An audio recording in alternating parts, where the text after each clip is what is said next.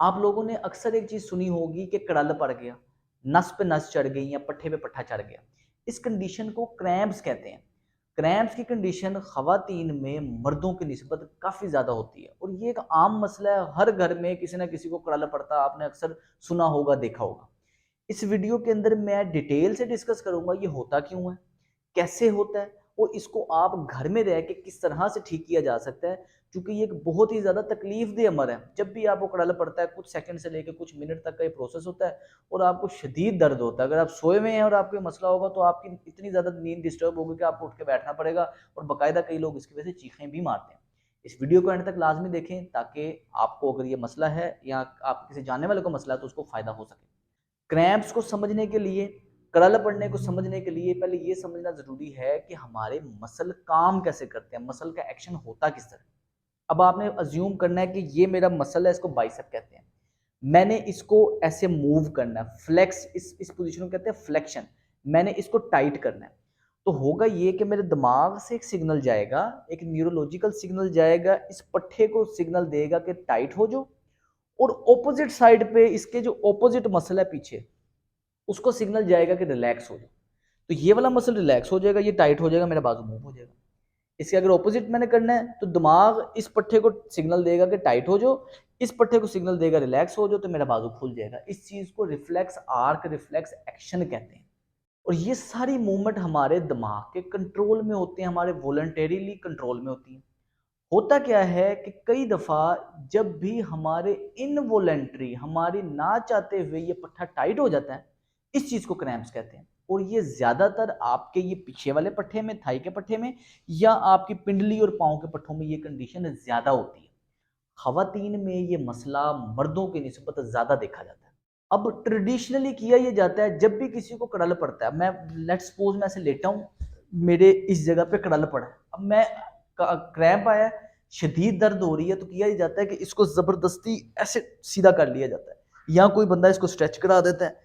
या अगर आपको कड़ल आया पिंडली में तो आप फौरन खड़े हो जाते हैं, जिसकी वजह से वो मसल स्ट्रेच हो जाता है, आपकी दर्द वक्ती तौर पे तो क्रैम्प खत्म हो जाता है। लेकिन अगर आप एक चीज सोचें, न्यूरोलॉजिकली एक मसल टाइट है, इस टाइट मसल को अगर आप फौरी तौर पे स्ट्रेच करेंगे तो इसके ऊपर माइक्रोस्कोपिक टीयर आ सकते हैं, मसल के अंदर जख्म हो सकते हैं, वेयर एंड टेयर हो सकता है।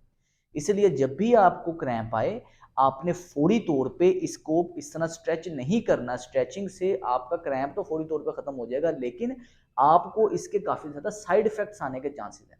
इसको ठीक करने के लिए जो सही तरीका कार है कि इसमें क्विक रिलीफ आए और आपको ये क्रैम्प से आपकी जान भी छूटे और आपको कुछ साइड इफेक्ट भी ना हो, इसको कहते हैं रेसिप्रोकल इनहिबिशन। अब रेसिप्रोकल इनहिबिशन यही फिनोमेना जिस तरह मैंने आपको समझाया था कि दिमाग जब एक मसल को सिग्नल भेजता टाइट हो जा, तो जो दूसरा ऑपोजिट उसका मसल होता है वो कुदरती तौर पे ही रिलैक्स हो जाता है। इस चीज को रेसिप्रोकल इनहिबिशन कहते हैं। अब हमने करना ये है, अब आपने फर्ज करना है कि मुझे क्रैम्प आया मेरी पिंडली में। अब मैं बजाय के पिंडली को स्ट्रेच करूं, बजाय के मैं इस पे खड़ा हूं, मैं इसका उल्ट करूंगा, रेसिप्रोकल इनहिबिशन करूंगा। मतलब ये वाले पट्टे के अंदर कड़ल पड़ा है, क्रैम्प आया, मैंने इसके जो ऑपोजिट पट्टा है ये सामने वाला, इसको अगर मैं टाइट करूंगा तो कुदरती तौर पे ये रिलैक्स हो जाएगा और इसको मुझे स्ट्रेच भी नहीं करना पड़ा। मसलन अब मैं ऐसे लेटा हूं, मुझे इसमें क्रैम्प आया, अब मैं क्या करूंगा कि मेरा पाँव आगे की तरफ मुड़ रहा है, मैं दूसरे पाँव को इस पाँव के ऊपर रखूंगा।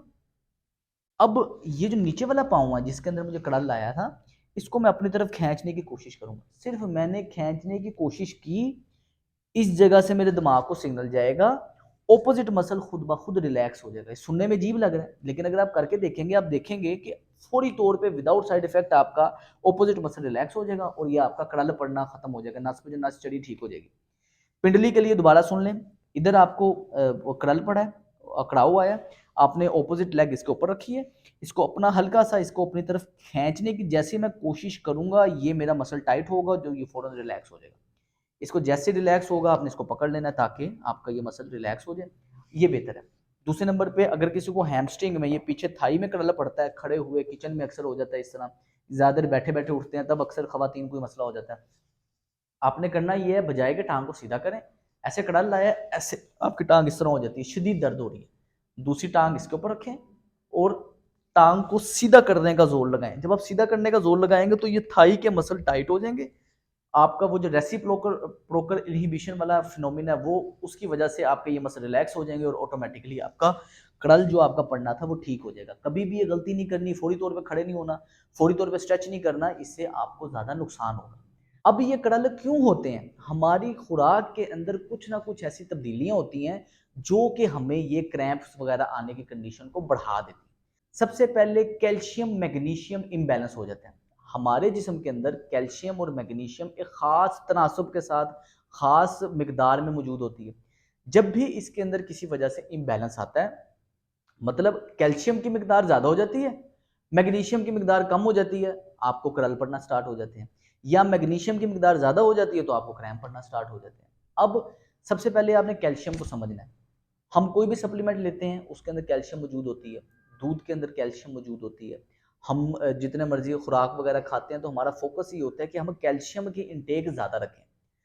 इसके अलावा हमारे जिस्म के अंदर विटामिन डी जब कम होता है, अक्सर लोग मोर देन 50% लोग विटामिन डी की कमी का शिकार है। जब भी ये विटामिन डी कम होता है, उसकी वजह से विटामिन डी का काम है कैल्शियम को लेकर जिस जगह पे ज़रूरत है ब्लड स्ट्रीम से वो उधर हड्डियों तक लेकर जाता है। जैसे हमारी बॉडी विटामिन डी में डेफिशिएंट होती है, हमारी ब्लड स्ट्रीम के अंदर कैल्शियम की मिकदार ज़्यादा हो जाती है। कैल्शियम का एक काम ये है कि वो मसल्स को टाइट करता है, कंट्रैक्ट करता है। मैग्नीशियम का काम ये है कि वो मसल्स को रिलैक्स करता है। तो हम विटामिन डी के अंदर जब भी कम होंगे तो हमारे खून के अंदर कैल्शियम की मिकदार ज़्यादा हो जाएगी, जिसकी वजह से हमें क्रैम्प पड़ना ज़्यादा हो जाएंगे क्योंकि मैग्नीशियम की मिकदार कम हो गई है। तो हमने क्या करना है, सबसे पहले तो अपनी विटामिन डी की मिकदार बढ़ानी है ताकि हमारी जो फालतू कैल्शियम है वो जिस जगह पे ज़रूरत है उधर जाए। दूसरे नंबर पे हमें मैग्नीशियम की मिकदार बढ़ानी है। अब मैग्नीशियम हमें कहाँ कहाँ मिलता है? मैग्नीशियम हमें मिलता है ग्रीन लीफी वेजिज में, दालों के अंदर हमें मैग्नीशियम मिलता है, हमें बीन्स के अंदर मैग्नीशियम मिलता है, हमें चिक पीस के अंदर यानी कि चनों के अंदर मैग्नीशियम मिलता है। मैग्नीशियम की मिकदार बढ़ाने के लिए सलाद, सब्ज चीज़ें ज़्यादा से ज़्यादा खाएं, जिसकी वजह से हमारा कराला पड़ना कम हो जाएगा। नंबर पे हमारे जिस्म के अंदर पोटाशियम और सोडियम के अंदर भी एक खास तनासब नेचर ने रखा हुआ है, 1:1 रेशो होनी चाहिए। लेकिन जब इसके अंदर इम्बैलेंस होना स्टार्ट होता है, सोडियम लेवल बढ़ जाता है, पोटाशियम लेवल कम हो जाता है, तब भी हमें फ़ौरन क्रैम्प आते हैं क्योंकि इसकी वजह से फ्लूइड रिटेंशन के अंदर काफ़ी ज़्यादा इश्यूज आते हैं।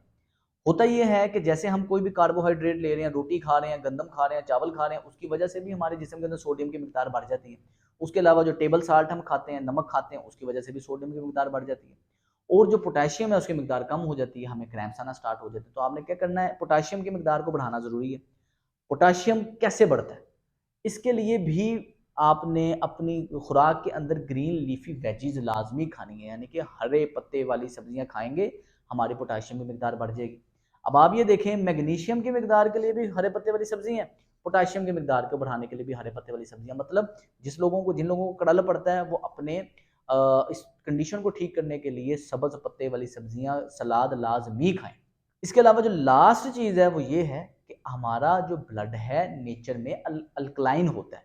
अगर तो हम इसको थोड़ा सा इसकी एसिडिटी लेवल को बढ़ा देते हैं तो हमारा ये जो क्रैम्प पड़ना ये कम हो जाता है। तो आपने करना क्या है, डेली रोजाना उठ के निहार पेट आपने 1 चम्मच सेब का सिरका, एप्पल सीडर विनेगर जिसको कहते हैं, वो 1 गिलास पानी में डाल के उसको मिक्स करना है और उसको सिप सिप करके आपने पी जाना है। ये आप डेली बेस पे रखेंगे और आप देखेंगे कुछ ही दिनों के अंदर आपका वेट भी मैनेज हो जाएगा और साथ आपकी ये कंडीशन जो क्रल वगैरह पड़ते हैं ये भी ठीक हो जाएंगे। इस वीडियो को ज़्यादा से ज़्यादा शेयर करें ताकि लोगों में अवेयरनेस हो सके, ज़्यादा से ज़्यादा लोगों को इसका फ़ायदा हो सके। मेरा नाम है सुलमान फरोज़। अस्सलाम वालेकुम।